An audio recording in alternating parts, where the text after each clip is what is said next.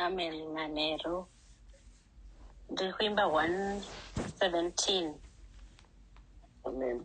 Dombo rakatsemurwa ngandiwande munewe nemvura neropa zvakabva murutivi ngazvibvise chitadzo nokundichenesesa handikwanisi ndega uchengete mitemo kana ndichichemera zvitadzo nguva dzese handidziswi mumusha undiponese wega handinacho ndounza ndangobata muchinjiko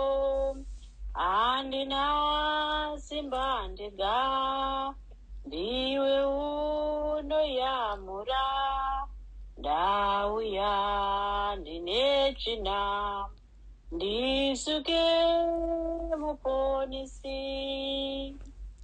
ndigere pasi pano nepanguva yekufa apo ndichaswedera kunewe kuzotongwa dombo rakatsemurwa ngandiwande munewe. Mashita. Ezvino maigai takukupai mukana maigai vari kufamba nethime yekuti kwatakabva kure, and I'm very curious kuti kwatakabva kure kupi, ende saka ndanzwa necuriosity yekuti tinzwe kuti shoko riri kuti chii nekwatakabva kure kwachona. Mareadings amaigai avari kufamba nayo i2 Samuel 7 verses 18 to 29 ne2 Corinthians 5 verses 7. My guy, over to you. Munongozopa ma-instructions kuvaverengi kana moda kuti richiverengwa. Over to you, tateerera. Mazvita henyu gogo ndakutendai pamusoroi vabati vechigaro pamusoroi vanoremekedzwa vese vari pakati pedu, pamusoroi vana gogo vana mama vakoma nevanin'ina. Ndinoda kukwazisai mose manheru anorinzira mambo Jesu ndichiti amen. Ndidi kutora nguva yakareba asi ndoda kukumbirawo kana pane vaverengi vedu vanokwanisa kutiverengerawo mubva mativerengerawo mazvita. Amen. Amen. Pamusoro isangano dzimwe raMwari, chiverengo chedu chokutanga chinobva kuna 2 Samuel chapter 7 verse 18 kusvika pa29. Musoro yeshoko unoti munamato waDhavhidhi nokutenda. Verse 18. Ipapo Dhavhidhi akapinda mudumba rinoera akandogara pamberi patenzi akati, nhai ishe wangu, ko ini ndiri chiiwo zvangu, uye imba yangu chiikowo zvayo zvamakandisvitsa pano. Verse 19. Asi izvi zvose zvinongova zvinhu zviduku pameso enyu, ishe tenzi. Makataurawo nezveimba yomuranda wenyu muchirevawo zvenguva iri mberi. Mukandiratidzawo zvorudzi ruchauya, ini ishe wangu tenzi. Verse 20. Ko chimwe chingagoreva Dhavhidhi zvechii? Nokuti munotoziva henyu muranda wenyu, ini ishe tenzi. Verse 21. Chinhu chikuru ichi makachiita nokuda kweshoko renyu, sokufunga kwomwoyo wenyu kuti muchizivise kwandiri ini muranda wenyu. Verse 22. Saka muri mukuru kwazvo ini tenzi Mwari, nokuti hakuna mumwezve akaita semi, hakuna mumwe Mwari kunze kwenyu, imi sokunzwa kwatakaita nenzeve dzedu. Verse 23.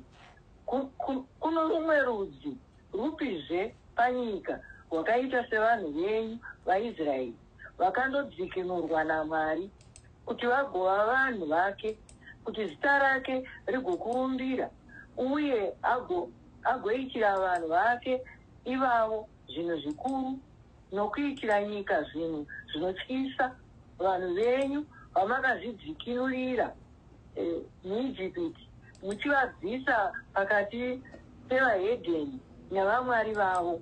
Verse 24. Makagadza vanhu venyu vaIsraeri kuti vave vanhu venyu nokusingaperi, imi tenzi mukava Mwari wavo. Verse 25. Nhai tenzi Mwari, shoko ramakataura pamusoro pomuranda wenyu nepamusoro peimba yake, mugorisimbisa henyu nokusingaperi, muite zvamakataura. Verse 26. Zita renyu rigokudzwa nokusingaperi. Kuchinzi, tenzi wehondo ndiye Mwari waIsraeri. Imba yomuranda wenyu David ichasimbiswa pameso penyu. Verse 27. Nokuti imi tenzi wehondo, Mwari waIsraeri, makanyeurira muranda wenyu mukati, uchandivakira imba. Naizvozvo makapa muranda wenyu simba rokuti atsunge kunamata munamato uyu kwamuri. Verse 28. Zvino Ishe tenzi, ndimi Mwari, mashoko enyu ndeechokwadi. Makapikira muranda wenyu chinhu ichi chakanaka kwazvo. Verse 29 yekupedzisira pachikamu ichochi. Saka zvino ngachive chinhu chinokufadzai kukomborera imba yomuranda wenyu, kuti irambe iripo pameso penyu nokusingaperi. Nokuti imi Ishe tenzi ndimi makazvitaura. Zvino imba yomuranda wenyu ichakomborerwa nechikomborero chenyu nokusingaperi. Haleluya. Chiverengo chekupedzisira chinobva kuna Vakorinde vechipiri, chapter 5 verse 7. Musoro shoko unoti kugara uine ruvimbo. Verse 7. Nokuti tinofamba nokutenda, hatifambi nokuona kwete. Ngaakomborerwe mashoko atenzi anoperera panga manherano. Haleluya. Amen. Mwari wakanaka. Maita henyu nekuverenga kwakanaka gogo. Nda kukutendai zvikuru mama wangu nekuverenga kwakanaka. Ndiyo mharidzo hombe iyoyo kuverenga ipapapa paitwa. Inini hangu ndichangotsanangura zvishomanani nekunzwa kwandaita. Ndakasarudza topic yekuti toka takabva kure. Saka yakauya because ndanga ndichitaura nasisi wangu taitaura pafoni vari kuZimbabwe. Saka taitotaura hedu patatanga kutoseka. Saka tichiseka kudaro taiseka kuti kwatakabva kure. Topic yandauya nayo yaDhavidhi yandinakidza yakabva yandibatanidza ipapapa nemharidzo yangu, nokuti yaitaura kuti hanzi Dhavhidhi akabvunza Mwari kuti maoneiwo ininiwo zvangu muimba yangu. Saka pataitaura nasisi wangu taitaura nyaya yekuti akomana kwatakabva kure. Dai Mwari wazotigonesa kuti tirambe tichingovatenda tichitarisane kwatiri. Kutaura rungano rwekuti takabva nekupi zvinototora nguva. Asi ndoda kungoti bedzi nditi kwatakabva kure asi nenyasha titasvitswa pano. Kwatakabva kure, even David kwaanga abva kwanga kuri kure, asi akatoshamisika kuti ko nhai Mwari ari kuropafadzawo imba yangu. Imba yangu zvayakaitawo iyi. Maonei Mwari, maonei. Asi regai nditi mudikani, pane zviri kuonekwa naMwari mukati meupenyu hwedu. Pane zviri kuonekwa naMwari mukati meupenyu hwedu, kunyange kwatiri kubva kuri kure. Vamwe vedu tairara mutumahozi. Ndanga ndiri kunakidzwa nenyaya iyi ndichiti tiri kushiyana sisi wangu ndikati uchiri kurangarira here nhai mwana wamai wangu tiri kumusha. Takanga waimbozvifungawo here kuti ndichazokwira ndege, kana kuti waimbozvifungawo here kuti ndichazodhiraivha motikari, kana kuti waimbozvifungawo here kuti ndichazogara kuAmerica. Later on kutokwira ndege kuzoti kugara muAmerica macho. Adikani Mwari pane zvawakaona. Ndiniwo saDhavidhi ndiri kuti Mwari makaoneiwo mumba yedu. Mwari makaoneiwo mumba medu. Asi Mwari wakanga waona. Pane zvawakanga waona. Kunyangwe David akanga abva kure, Mwari pane zvawakanga waona. pamberi pake. Vakanga vaona kuti David anoda Mwari. Vakanga vaona chikonzero chaanga ari kufanirwa kuti aremekedzwe pamberi paMwari. Hanzi matisvitsawo pano sei. Ndasvitswawo pano sei. Wadikani inyasha. Mwari watinonamata ndiMwari wanotaura nesu nguva nenguva tikateerera. Hanzi hatifambi nekuona asi tinofamba nekutenda. Kutenda kwedu ndiko kunoita kuti Mwari wazotisarudza naDavid. Kutenda kwedu kunyangwe kwatinenge tabva, kunyangwe mikwidzwa yacho yakaoma zvakadii, asi Mwari wane nyasha dzavanotiitira mukati mekufamba neupenyu hwedu. Hanzi pavhesi ya18, ipapo mambo David akapinda akagara pamberi paJehovha akati, Jehovha Mwari, ndine aniko, neimba yangu chiiko, zvamakandisvitsa kusvikira pano. Kangani kedu wadikani patinogara mukati medzimba dzedu, takaropafadzwa wadikana tiri mukati menyika ino. Paunogara wapinda mukati memba yako wabva kubasa, munombozvibvunzawo here kuti tiri wanani, ndine aniko, Mwari makaonei zvamakandida, Mwari makandionei? Pane chikonzero wadikani. Ndakanga ndiri kuseka ndikati denga rine makuhwa nokuti zvaitaurwa namai Guruzi Chao zvanga zviri kutoenderana nenyaya yandinoda kutaurawo nhasi. Ndikati Mwari wane chekuita neupenyu hwedu. Pane zviri kuitika nhasi pashoko ratiri kufamba naro, handi kugona kwangu asi kuti ndiMwari.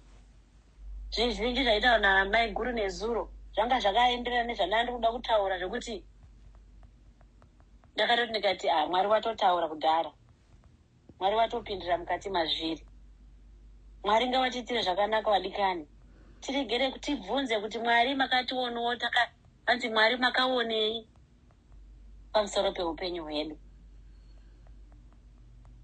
Hanzi vhesi 20 iri kuti, ko Dhavhidhi angarewe izve kwamuri, nokuti munoziva henyu muranda wenyu Jehovha Mwari. Jehovha Mwari wanototiziva wadikani. Hanzi wakatiziva tisati atombozvarwa kuti uyu nauyu achasvika panyika yakadai, upenyu hwake hunenge hwakazofamba hwakadai. Isusu tinenge tisina zvatinoziva, asi tinenge tichingopfugama tichinamata. Dai Mwari wazotigonesa kuti titende nezvatinazvo, titi Mwari nepatinapo ipapo kwakuti mazvita henyu Mwari, kwakuti thank you Mwari.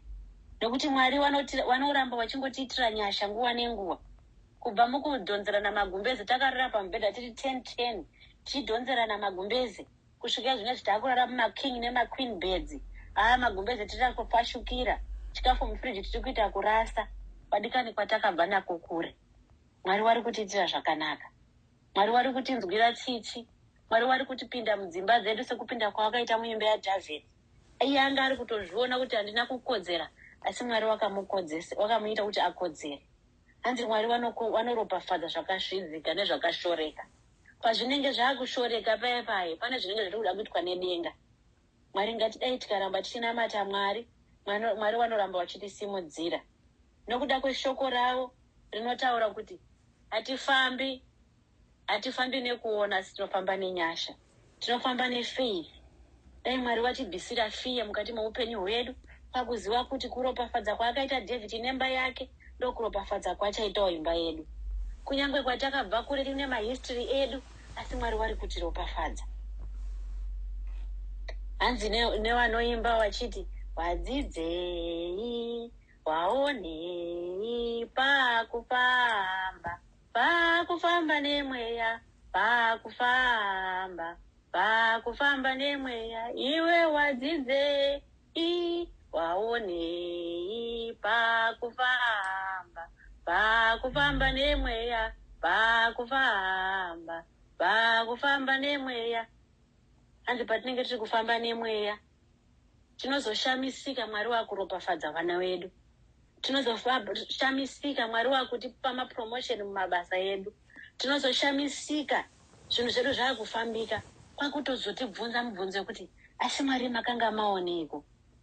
Hanzi makaoneiwo, saka makandida, makaona kushaisha kwangu, saka makandida. Kunyangwe tichimutadzira nguva nenguva. Mwari vanoona, Mwari vanotida. Kunyangwe patinotadza nguva nenguva, Mwari vanotisundidzira nekupinda mukati medzimba dzedu nguva nenguva. Mwari ngavatiitire zvakanaka vadikani.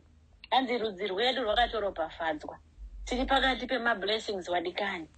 Chasara kuti titende Mwari, tidzorere mbiri kugwayana, nekuti Mwari ndiMwari vanogona. Mwari ndiMwari wanotiitira zvakanaka. Takadiwa tiri mukati mematumba ana mai wedu. Mwari vakanga vatozvironga kare kare kuti zvinhu zvakadai nezvakadai zvinofamba mukati meupenyu hwedu. Isusu Jehovha wedu ngavatigonese nguva nenguva. Tirambe tiri pamuchinjiko vadikani. Kunyangwe kwatakabva tiri kure, masituations edu akasiyana siyana. Asi zuva mudikani kuti Mwari vari kupinda mukati meupenyu hwako. Mwari vari kupinda mukati meupenyu hwako. Ngatirege kuzoramba takangotarisa kumashure. Kumashure hongu takabva kune zvimhingamupinyi zvakasiyana siyana. Asi ndiwo ngari matest kuti tizoite matestimony mukati meupenyu. Vangani wedu vari kupa matestimony. Dzimweni dzenguva ndinomboshamisika hangu apo panonzi pepa ngatipei matestimony. Hapana kana wana anodaira, hapana kana wana anotaura. Asi vadikani tine zvakawanda zvatinopa matestimony, zvatinofanirwa kupa matestimony nazvo. Tinonyararirei tisingatauri kuti Mwari makaita henyu, makandibvisa kunyanga uko mukandisvitsawo munyika yeAmerica. Mwari makaita henyu, makasimudzawo marombe mukandisvitsawo patiri pano. Mwari dai wazotiitira zvakanaka vadikani. Patakabva kure, asi Jehovha vari kuti handisati ndapedza newe mudikani. Ramba uri kufamba murwendo. Handisati ndapedza newe mudikani. Kunyangwe kwawakabva kure, ndine timing yangu, zvinhu zvako zvichakuitira. Mirira saDhavid uzoti, Mwari, maoneiwo mazondiropafadza. Ngatimire tirambe takamira pamuchinjiko. Ngatidzikisei, hanzi ngatidzikisei moyo yedu pakadzama-dzama. Kuti tigobata howe dzakanaka, tirambe tiri kurarama mukati meupenyu hwaJesu. Tifambe pamusoro pemvura. Kwakuti Jesu, honai ndiri kufamba pamusoro pemvura. Honai Jehovha, ndiri kufamba pamusoro pemaropafadzo. Amunondiitira misisi yeupenyu. Tinotarisa Mwari, totarisa vana vedu vakaropafadzwa. Kune vamwe vana vari kupenga mukati medzimba. Kune vamwe vana vari kutadza kutotaura nevabereki vavo. Asi vamwe vedu takaropafadzwa. Ndakazenge ndiri kutaura neshamwari yangu mwe musi. Mwana wangu mukomana ane 18 years. Abva kufootball. Vanenge vadikitira vari kunhuhwa sweat. Obva apinda mbari kumami. Mami, give me a hug. Kuita. Panguva ndandotaura neshamwari yangu. Akabva anditi, nai Mary, uri kurambirei kupiwa hug nemwana wako? Ikati ari kusweta. Zvikanzi iwe ndinoshanda nevana inini. Give him a hug. Sweet iyoyo doesn't matter. Kune vamwe vana mai vari kutoichemera hug iyoyo vari kuishaya. Iwe vari kutopinda akachiti, mami give me a hug. Wototi, ari kundinhui ane dikita. Dai Mwari wazotibatsira vadikani. Titende nemablessings atinawo. Padiki ipapo ndakakosherwa after andiudza kudaro ndikati Mwari, mandioneiwo. Kuti mwana wangu ane 18. Vamwe vana mai vari kuchema nevana vavo. Asi inini wangu ari kupinda mumba achiti mami give me a hug. Inini ndakutovhaira kuti ari kundinhuidza nedikita. Mwari dai vazotiitira zvakanaka. Ndinombotarisa ndoti David. Ndokosherwa nenyaya yaDavid ndoti Mwari akapinda mukati memba yaDavid. David akati,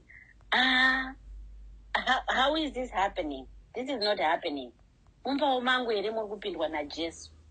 Ndanga ndiri kuti denga rine makuhwa. Ndinombotarisa nyaya ndinombowerenga Joel Osteen. Saka nhasi pandandiri kutarisa pandabva ndaona pamwe vanga vari kutaurawo nenyaya iyoyo. Ndida kupaverenga pakanyorwa hapo nechirungu, nagogo muzondiregererawo. Pakanzi, God gave David this incredible promise that his family would always be on the throne and that he would have a lasting destiny. It was more than David could imagine. He said in 2 Samuel verse 7, God, who am I that you will do this? I'm just a shepherd. I came from an ordinary family. He was so overwhelmed and so amazed, trying to take it all in. He could have stopped there, and he thought, it seems impossible. I don't see how that could happen.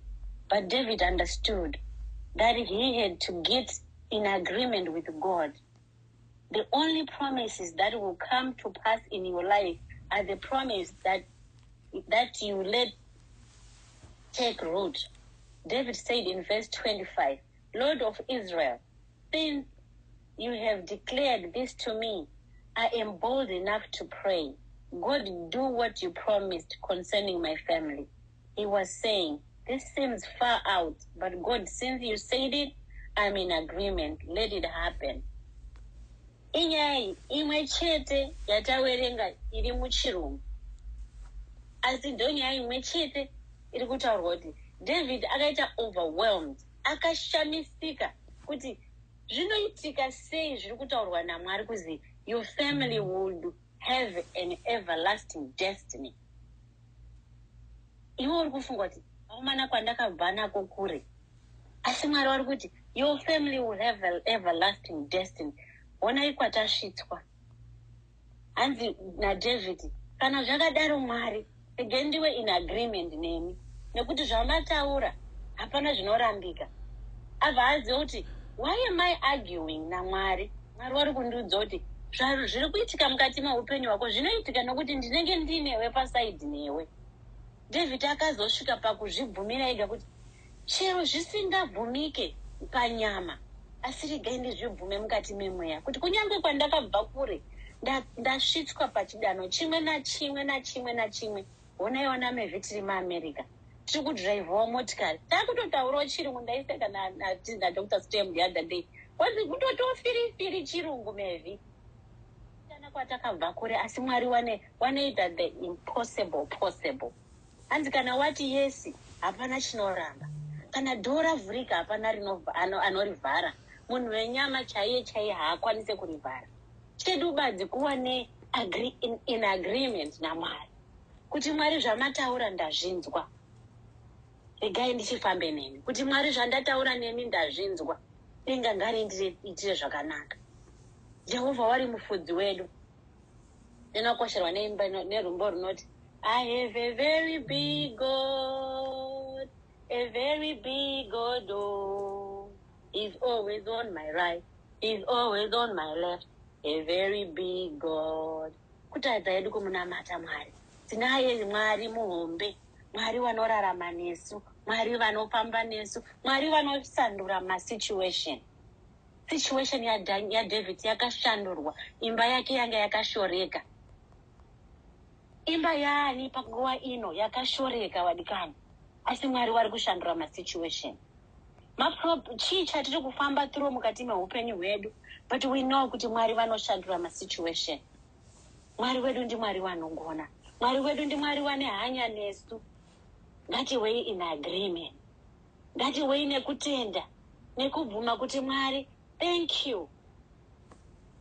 Blanket, thank you. Kundipa chikafu chakazara mufriji, thank you. Ndine good health, ndiri kutaura, ndiri kugona kunamata, ndiri kugona kumuka makuseni. Mwari watigonesa nekuti kune vamwe vazhinji vari kutadza kumuka. Kune vamwe vazhinji vari kutadza kutaura. Kune vamwe vazhinji vari kutadza kuita zvatiri kuita nhasi uno. Asi kana tasvika panguva yekuti ngatitaurei, tirumbidze Mwari, tinochaiwa zvekutaura. Inini ndiri umwe wacho. Tioneka tiri kusheya zvekutaura, asi tine zvizhinji zvatinofanira kutarisa kwatakabva, kwakuziva kuti kwatakabva kure. Imba yedu yakaitirwa nyasha naMwari. Imba yangu yakaitirwa nyasha naMwari. Imba yangu yakaitirwa zvinoshamisa naMwari. Zvakatoshamisa even the enemy. Kune vari kutoshamisika kuti what happened? Akasvika sei paari nhasi? Kusei asiri kuzungunika?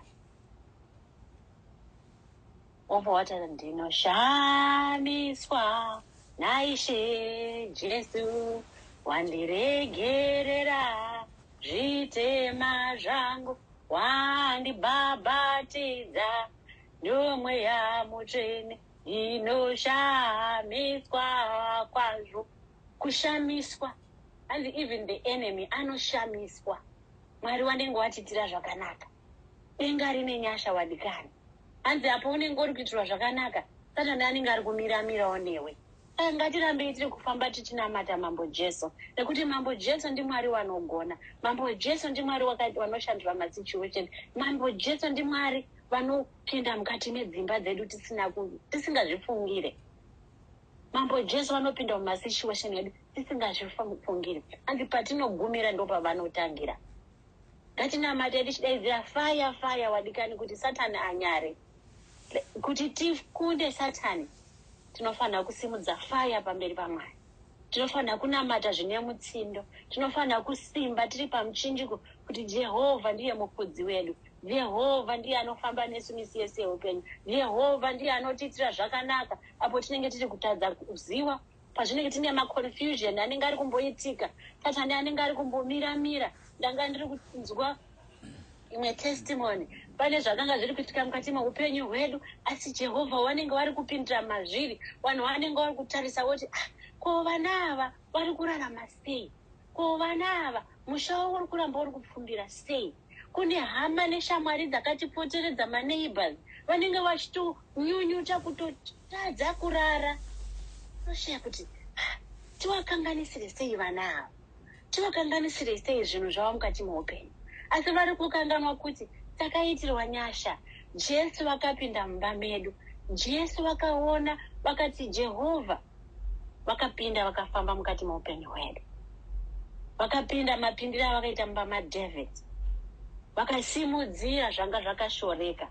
Vakasimudzira zvanga zvakazvidzika. Vakasimudza marombe kubva muguruva. Mwari watiitire zvakanaka wadikani. Mwari waramba uchitisimudza. Mwari waramba uchitiitira zvakanaka. Tirambe tiri muagreement naMwari kuti Mwari wazive kuti pachasungwa pasi pano chasungwa nekudenga.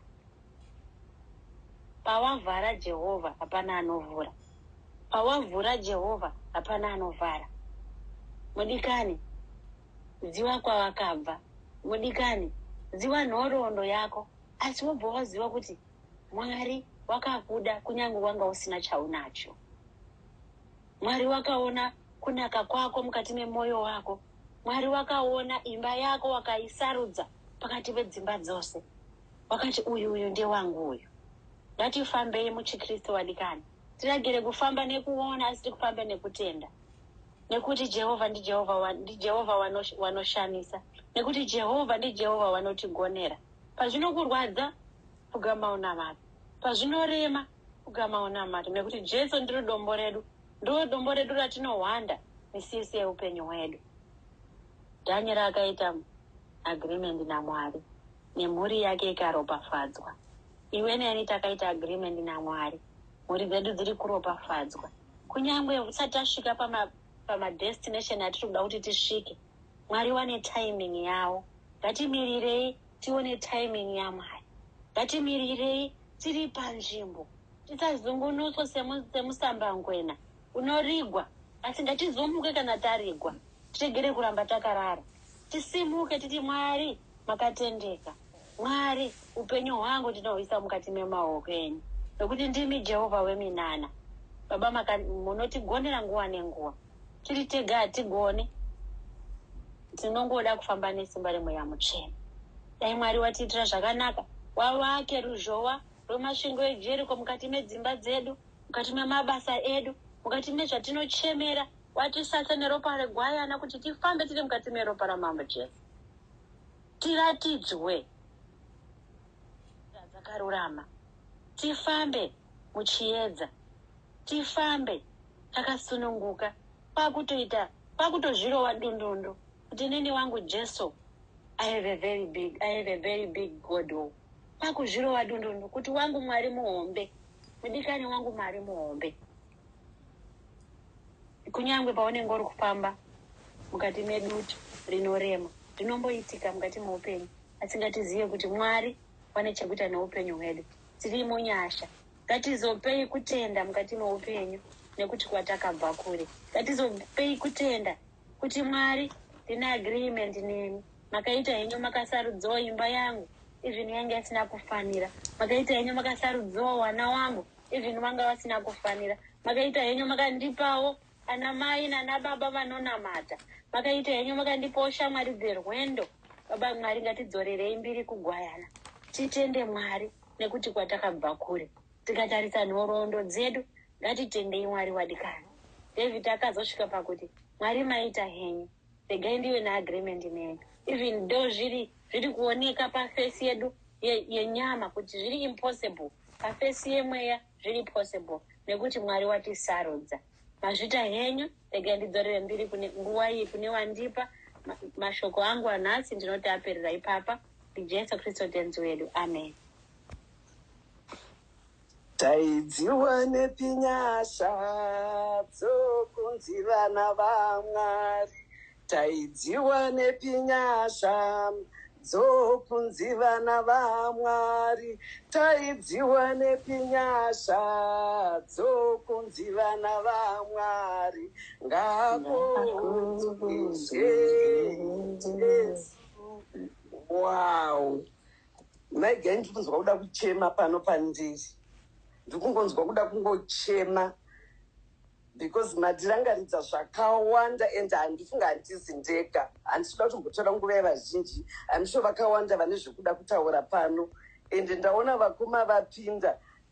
Ndokumbira kuti timboomberera Maigai ndobva ndazopa nguva kuna vakoma vasvika muchitora chigaro chenyu vakoma.